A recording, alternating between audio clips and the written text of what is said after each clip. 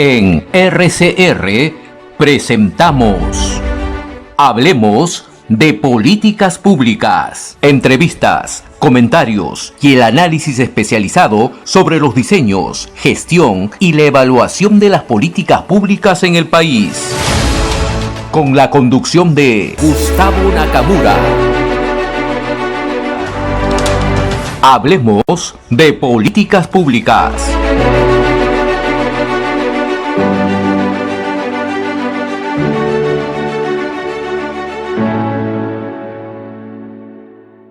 Bien, queridos amigos, ya regresamos después de esta pausa y vamos a estar en cabina, pero lamentablemente el tema de los protocolos permite que primero hay que cuidarnos en la salud. No quería que, de repente, si es que tengo COVID, no quería contagiar a mi amigo Lucho y menos a Andrés. Hay que cuidarlos primero antes que nada. Y bueno, pero el programa puede continuar y lo estamos haciendo de esta forma que ya en RCR estamos acostumbrados y con pandemia y sin pandemia seguimos adelante. Ese es un poco el objetivo también del programa. El día lunes pasado nos quedó chico el programa. Entonces, terminando el programa, yo hablaba con Lucho y le dije que le diga a Andrés para tener este programa educativo, porque creo que el tema educativo merece una reflexión mucho más profunda, la educación superior, merece una reflexión no solamente a nivel presupuestal, que seguramente por ahí les podemos preguntar algo, ¿no? En el Congreso se está debatiendo el tema presupuestal, pero más allá de eso son los temas importantes o ejes que tienen que ver con la educación. Y en este caso, con la educación superior. Yo quisiera preguntarles a ambos primero, tanto a Andrés como a Lucho, y si parece, vamos en ese orden, si me permites, Lucho, empezamos con Andrés ahora, y de ahí contigo, es sobre el tema del acceso a la educación superior. ¿Cómo está ese acceso en este momento a nivel de tecnológicos, Andrés, y después Luis, a nivel de universidades? Adelante, por favor. Buenas tardes a todos. Gustavo, Lucho, un gusto verlos. Espero que no sea COVID. Cuidémonos mucho, Gustavo. Haces bien en protegerte. No estamos en un tiempo donde el nuevo brote y la quinta ola podría estar tocándonos. Bueno, vamos a separar tu pregunta en dos áreas porque así es el Perú, muy a nuestro pesar. Un tema es el tema de los institutos públicos y otro de los institutos privados. Los institutos públicos tienen la realidad que conocemos, muy similar a la de la base regular, con infraestructura totalmente obsoleta. Hemos estado con Lucho hace una semana y unos días más en la Dirección Regional de Educación de Lima Metropolitana, y al menos desde esa institución nos manifestaban su genuina preocupación. Ellos están tomando cartas en el asunto para resolver el tema de infraestructura, para resolver el tema de capacitación docente, el tema de estructura organizativa de los institutos públicos de la metropolitana, pero pasa por un tema que tú acabas de comentar, presupuesto. Entonces, si no hay presupuesto para ejecutar esas acciones que son necesarias, todo se pone cuesta arriba. Desde el punto de vista de los privados, la pandemia y sobre todo el cierre de la ventanilla, que fue 2 años y medio, Lucho, si no me equivoco, nos tuvo totalmente alejados de la opción A, de licenciar institutos, B, de ampliar la oferta formativa, que hoy por hoy es fundamental. A pesar de estos problemas, Gustavo, las instituciones de Existen Perú y seguramente muchos otros institutos privados sí dieron la talla, sí respondieron al mercado, se adaptaron, los profesores fueron muy resilientes, los estudiantes también, y la matrícula, si bien es cierto, cayó del 19 al 20, como en todos los niveles educativos. Del 20 al 21 se recuperó y del 21 al 22 se ha seguido recuperando. Lo que no se ha recuperado es el Estado, que beca 18, por ejemplo, lejos de aumentar el presupuesto, lo ha disminuido. Y no solamente eso, sino que orientan más estos fondos concursales, de becas para alumnos sobresalientes y con escasos recursos económicos, lo orientan más a instituciones públicas. Cuando ya te he descrito hace unos minutos la realidad de las instituciones públicas y nos ponen, por decirlo menos, algunos parámetros difíciles de alcanzar para las instituciones privadas. En resumen, yo te podría decir que el acceso se está dando a pesar de todas las dificultades y a pesar de que remamos contra la marea desde la educación superior tecnológica. Excelente, Andrés, muchísimas gracias por tu análisis y me quedo con una preocupación, el cierre de la ventana. Eso, señores, 2 años y medio sin que se mueva nada, es preocupante, porque la oferta educativa ha cambiado, la pandemia nos ha cambiado, y creo que los nuevos tiempos implican cambios. Pero bueno, no me adelanto más, quiero ceder la palabra a Lucho, porque Lucho también hará un análisis sobre ello, pero en el campo de la educación superior universitaria. Lucho, ¿cómo pasó en el caso de las universidades? ¿Cuál es el acceso en este momento?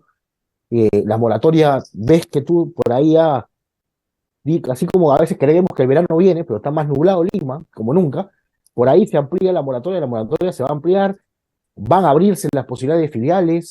¿Cómo ves el abanico en el tema del acceso a la educación superior universitaria? Gustavo, muchas gracias nuevamente por la invitación. Es un gusto compartir el espacio con Andrés Oblitas de Asiste Perú.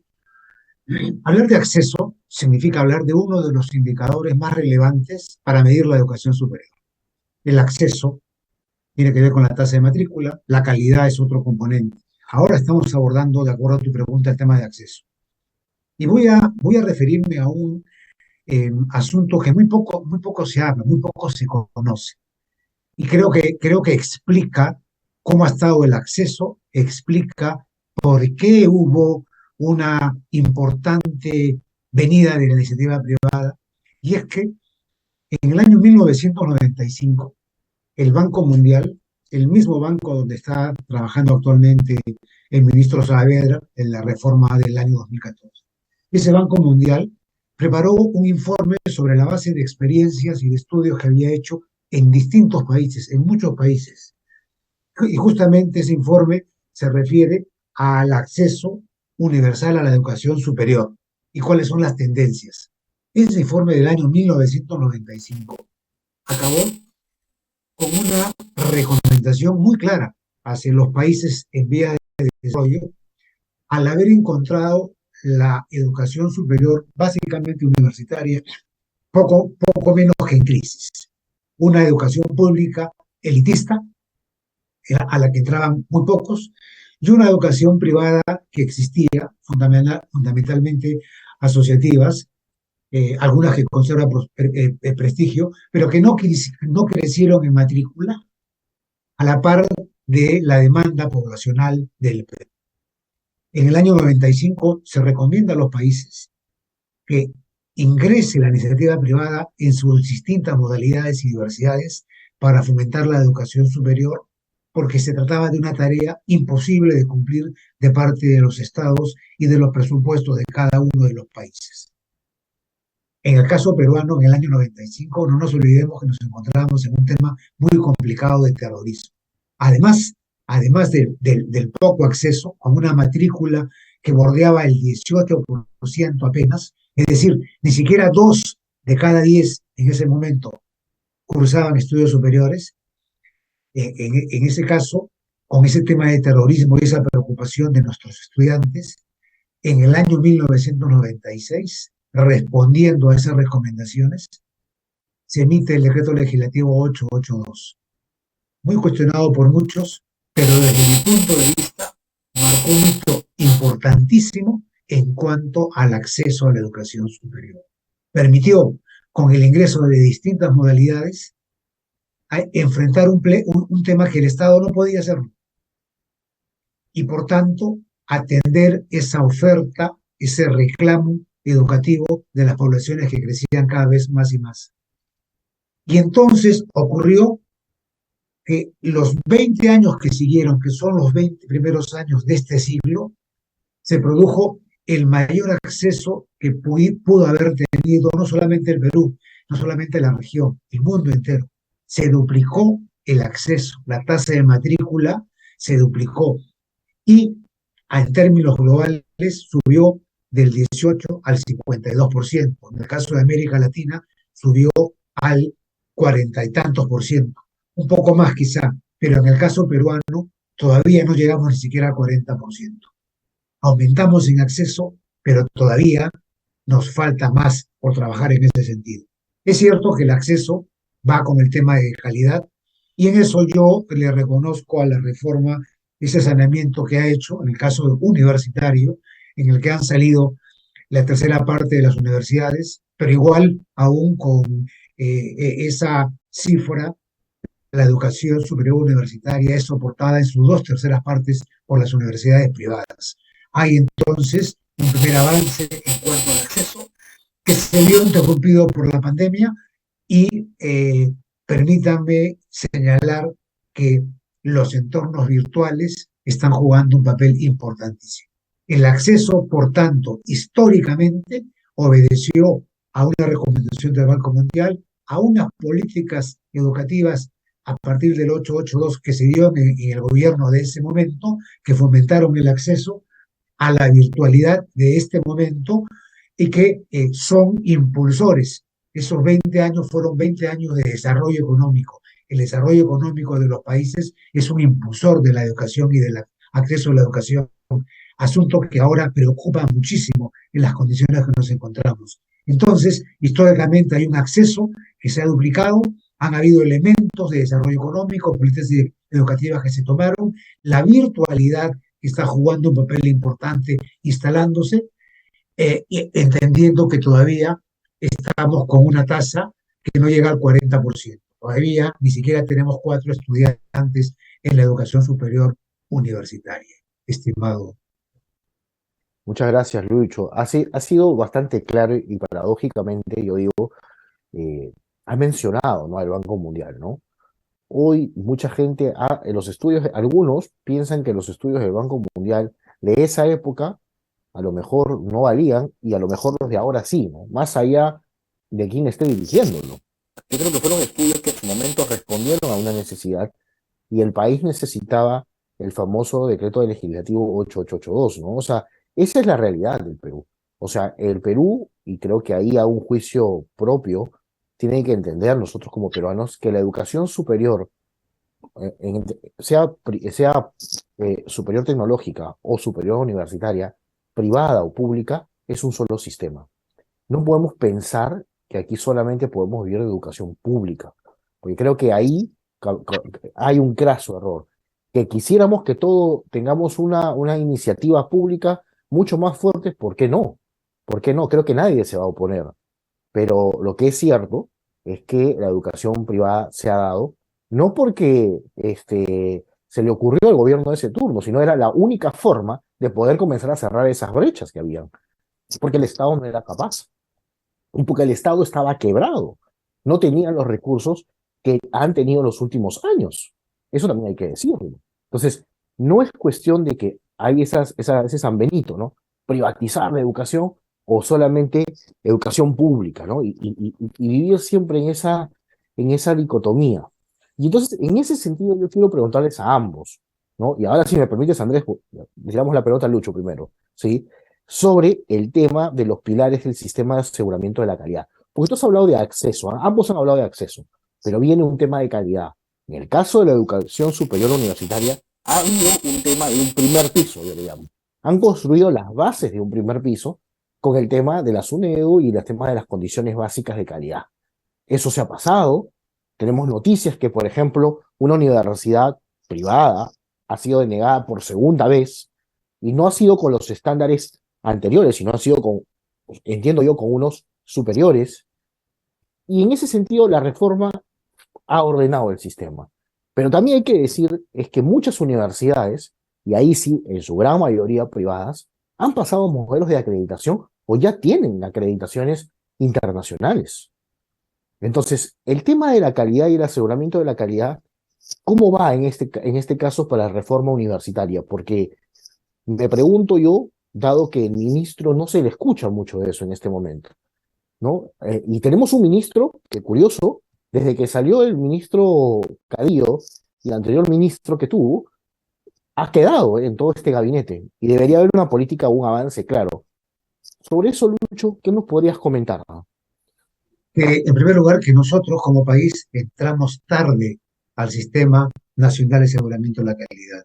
Nuestros pares en la región ya desde el siglo pasado contaban con un sistema de aseguramiento de la calidad. Nosotros entramos recién en el 2006. Creo que esa también es una de las razones por las cuales cuando, con motivo del 882, ingresan muchas iniciativas privadas, las ingresan responsables, las ingresan serias, como aquellas que están en Asiste Perú o en FIPES, pero también ingresan de las otras, lamentablemente. Ingresan sin que existiese un sistema que filtre a las universidades que deberían instalarse y prestar servicios educativos. El licenciamiento básicamente tiene por finalidad permitir la autorización para que funcione. Más que un tema que lleva a la excelencia, el licenciamiento con condiciones básicas lo que busca es que los actores tengan condiciones mínimas de calidad para funcionar.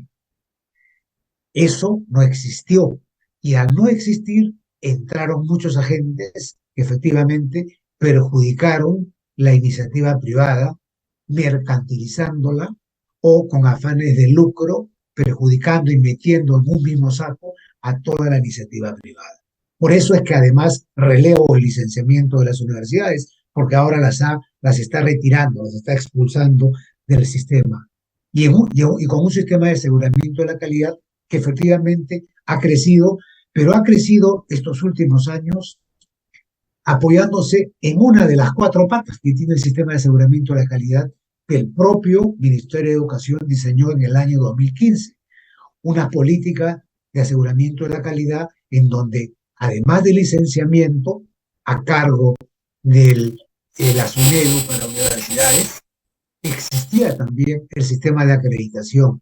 En realidad, preexistió la acreditación a este licenciamiento que nace con la reforma en el 2014. Ya la acreditación con el CINEACE existía desde el año 2006, pero paradójicamente, cuando se fomenta la reforma e ingresa el licenciamiento con la SUNEDU, en el caso de las universidades, al mismo tiempo se dispuso la reorganización del sistema de acreditación.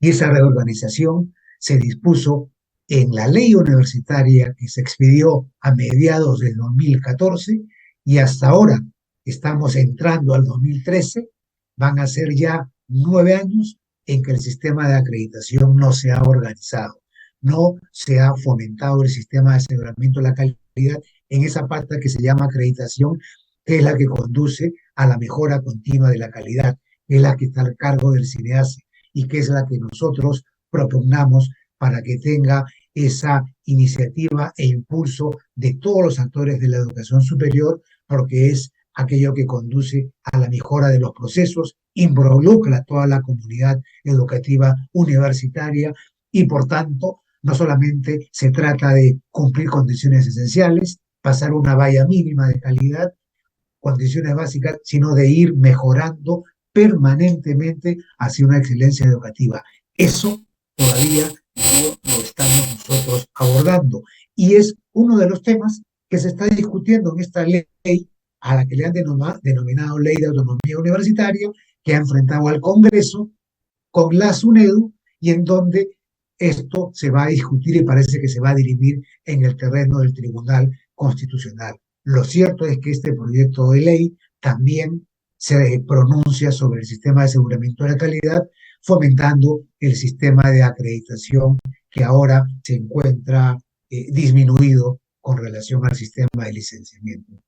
Gustavo. Excelente, Lucho, excelente, interesante tu aporte y todo lo que estás diciendo sobre la educación superior. Pero, Andrés, en la anterior conversación que tuvimos el lunes pasado, te pregunté también sobre el tema del aseguramiento de la calidad en los institutos, ¿no? Y esto ha avanzado, en teoría, no lo dices tú, lo voy a decir yo. El gremio que tú representas, casi en su mayoría, ha pasado licenciamiento. Y algunos tuvieron la iniciativa que apenas voluntariamente se pusieron, como se dice, en primera fila y pasaron. No lo mismo en los institutos públicos, porque eso es, la cantidad es mucho mayor. Es mucho mayor. Y con esto, queridos amigos, no estoy pasándole franela a Andrés porque lo conozca. No, señores. Simplemente es objetivamente. Uno revise los expedientes. ¿Quiénes fueron los que presentaron primero? Fueron los privados. Entonces, ahora, ¿qué va a pasar con el tema del aseguramiento de la calidad? ¿Se ha parado el licenciamiento en el tema de los institutos? ¿Va a continuar? Porque acá hay un universo que no entendemos, no sabemos, y hay un proyecto que tiene que ver con implementación de laboratorios, de temas de infraestructura que tiene el Estado peruano con fondos del BIT. Si ustedes, queridos amigos, revisan el comercio, cuando vean licitación del Ministerio de Educación, PEMESUT, y eso viene para temas de educación superior, pero no sé si eso va a continuar. O sea, hay un tema de interrogantes. ¿Cómo analizas tú, Andrés, y cómo la educación superior no universitaria tecnológica está en este proceso de aseguramiento de la calidad? ¿Qué deberíamos tomar y reforzar? Y si el ministro tiene a bien escucharnos en algún momento, porque que todos queremos que la educación vaya bien, yo estoy de acuerdo con eso, más allá de los tintes políticos. ¿Qué es lo que falta? Te lanzo la pregunta. Gracias, Gustavo. Siempre dándome palabras clave y me las tengo que colgar. No, ese término educación superior no universitaria es algo que nos ha marcado las pasadas décadas y pues le agradecemos a la nueva ley general de educación que ya no existe, ¿verdad? Somos educación superior tecnológica. No somos no universitarios, no somos de segundo piso, somos de primer piso, somos del futuro, del crecimiento de la mano, la fuerza laboral de este país. Sí, Asiste Perú aglutina 23 institutos y escuelas de educación superior. Las 5 existen son de Asiste Perú, todas licenciadas. De nuestros 23 institutos, 21 están licenciados y hace bien en decir que fuimos los primeros en presentar los expedientes. No esperamos al cronograma que se publicó aquella oportunidad de lucha, porque lo han cambiado creo que 4 veces el cronograma de fechas de licenciamiento para los institutos.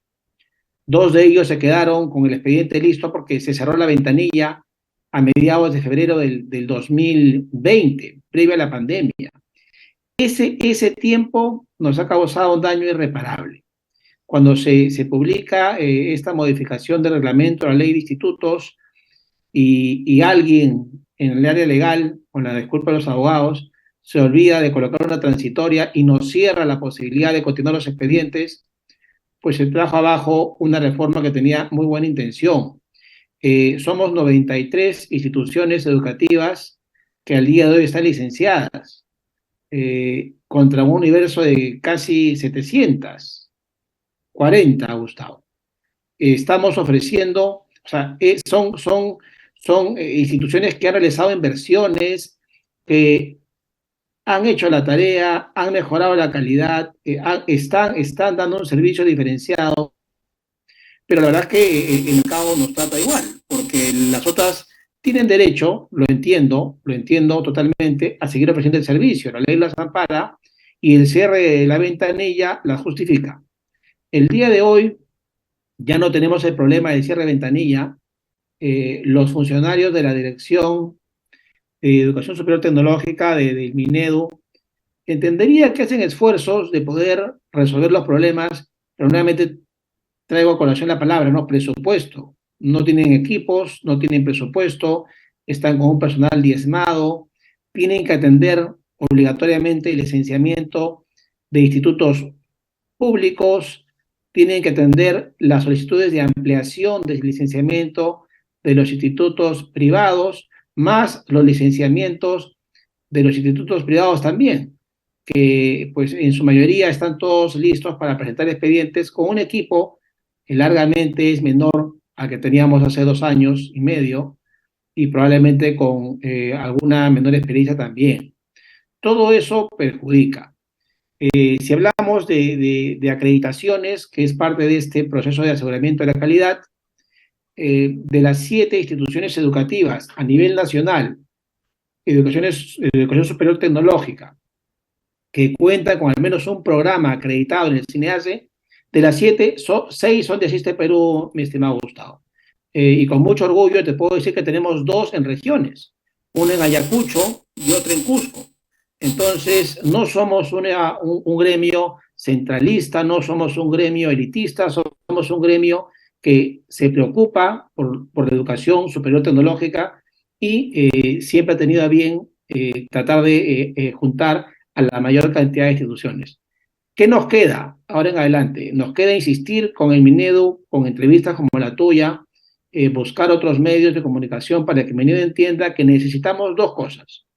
Primero, que se amplíen los equipos para atender los licenciamientos, que respondan a los expedientes ya ingresados. Tenemos expedientes asociados de Siste Perú que ya han ingresado hace casi un poco más de un mes, 4 semanas, casi llegando a 5 semanas, y hasta el día de hoy no tenemos ninguna observación de parte de los expedientes. Ahí te quiero comentar algo también, y es que esta nueva normativa trae un problema estructural, y es que incluye el silencio administrativo negativo. Lucho, que es abogado, lo tiene clarísimo, tú también, y eso indica que una vez vencido el plazo para poder haber revisado tu expediente, si la administración así lo considera, lo va a devolver, indicando que ha sido denegado porque el plazo se cumplió. Eso, pues, es colocarnos en un deadline realmente muy complejo, y necesitamos que el Minedo resuelva este tema. Lo otro es que pongan un orden, porque hay prioridades. Bueno, pues que vayan las ampliaciones de licenciamiento, que vayan los licenciamientos de institutos públicos, que vayan los licenciamientos de institutos privados. ¿Quién decide? Bueno, la lógica es que si tú ya estás licenciado y has demostrado haber cumplido con esa primera base y condiciones básicas de calidad, entonces puedes seguir operando. Total, la pandemia demuestra que en 2 años y medio lo has hecho bien. Hemos tenido sendas supervisiones de las direcciones regionales de educación, donde todos hemos salido aprobados. ¿Qué es prioritario? Prioritario es dejar que los estudiantes que están matriculados y van a estar el 2023-1 en una modalidad que la pandemia los obligó a tener, no tengan la necesidad de cambiarse de modalidad.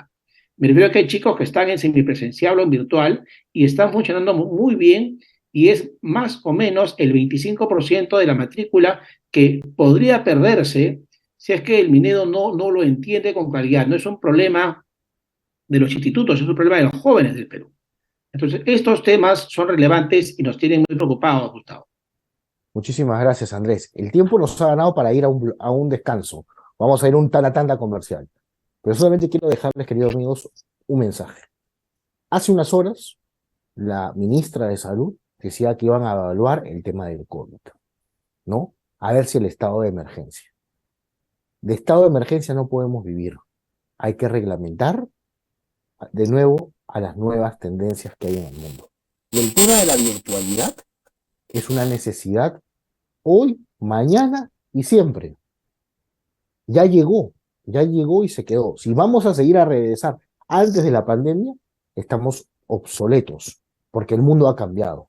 Y eso, si el Estado no tiene la capacidad de volcarse y dar normas a favor de ello, esa es mi opinión, estamos cometiendo un grave error. Porque a los más necesitados, o al pueblo que ellos dicen, y ahí es cosecha mía, lo están dejando de lado.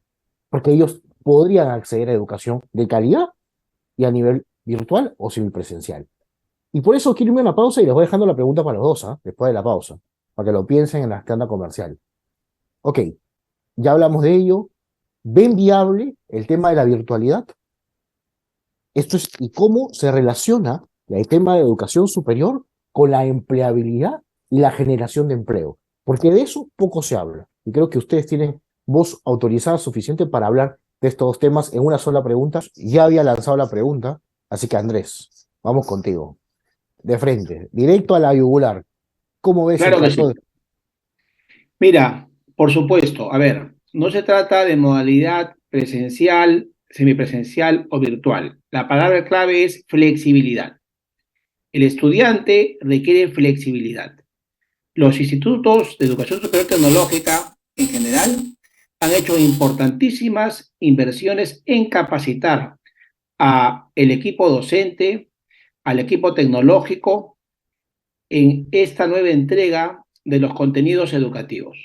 Es una nueva entrega porque en marzo de 2020 teníamos todos los institutos contenidos preparados para la presencialidad. ¿Y qué hicimos?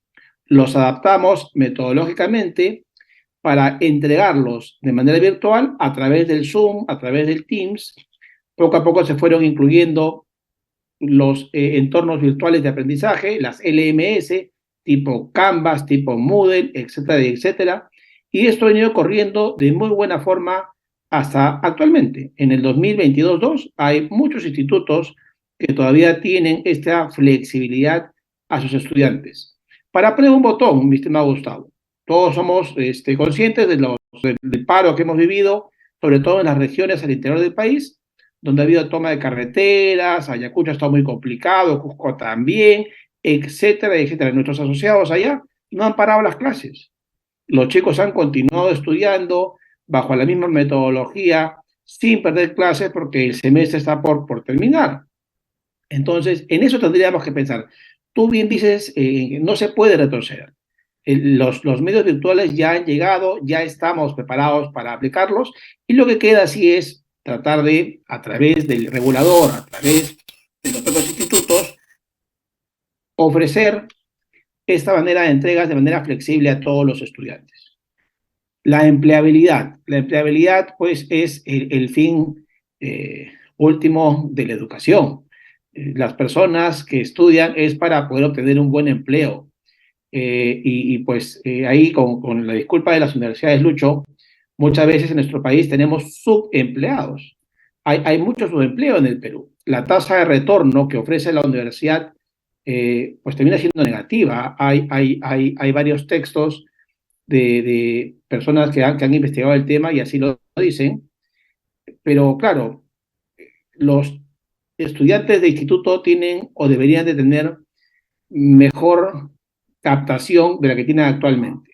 Y esto va por un tema que lo hemos conversado al interior de Asiste Perú, y es que hay que trabajar con los empleadores para cambiar el chip. Muchas veces vemos que en un perfil de puesto para ser cajero o asistente de tesorería te ponen grado de instrucción universitario.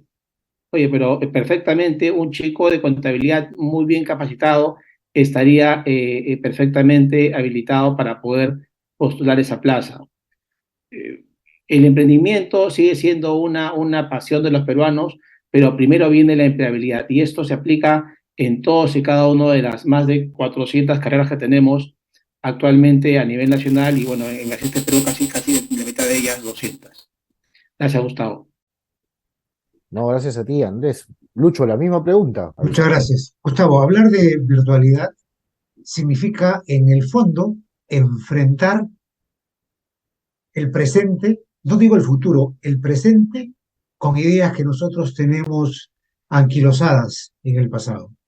La sociedad latinoamericana, en términos generales en materia educativa, es una sociedad sumamente conservadora y sumamente protegedora de aquellos temas que implican necesariamente a las sociedades modernas cambios, ritmos diferentes, modalidades diferentes.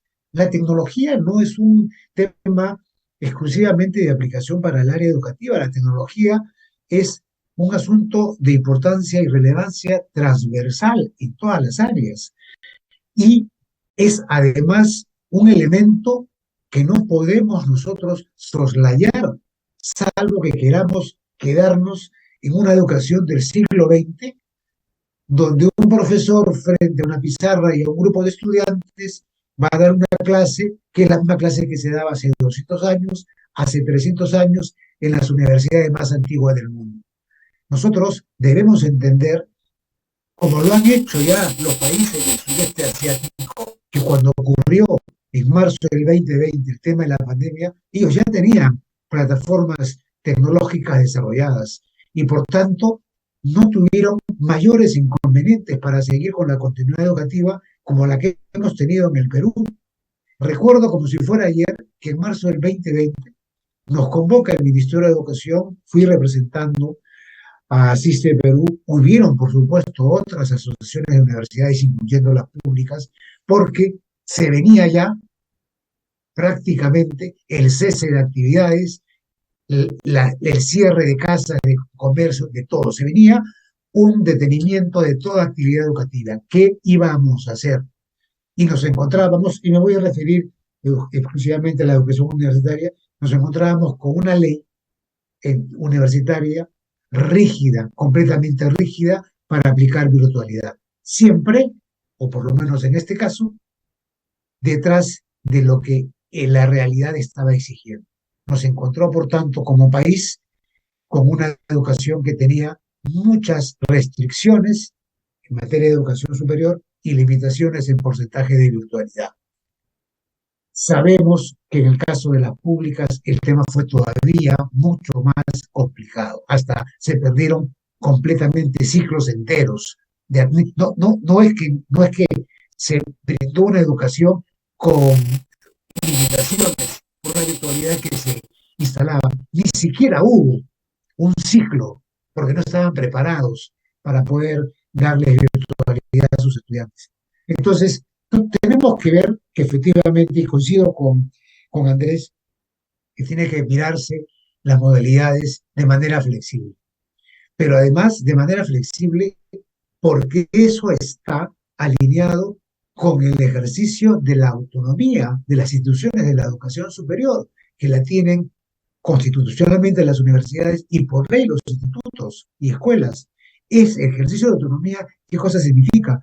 Significa que las instituciones educativas, y como ya lo son ahora, ya están licenciadas y están ya con condiciones básicas de calidad, dirán una acreditación y que han demostrado compromiso con la calidad educativa, sean ellas mismas las que apliquen gradualmente una flexibilidad que permita que los estudiantes, sin que signifique un deterioro en la calidad del servicio que reciben, una educación en la que habrá que ir a laboratorios y a talleres cuando sea necesario. En el caso de los tecnológicos, con mayor razón se va a entender eso, pero todo aquello que signifique posibilidad de hacerlo virtualmente, en lugar de leerlos en una lab o en un libro, como debería de ser, no estar yendo para escuchar a un profesor que dice algo que se puede leer, cuando en clase se podría más bien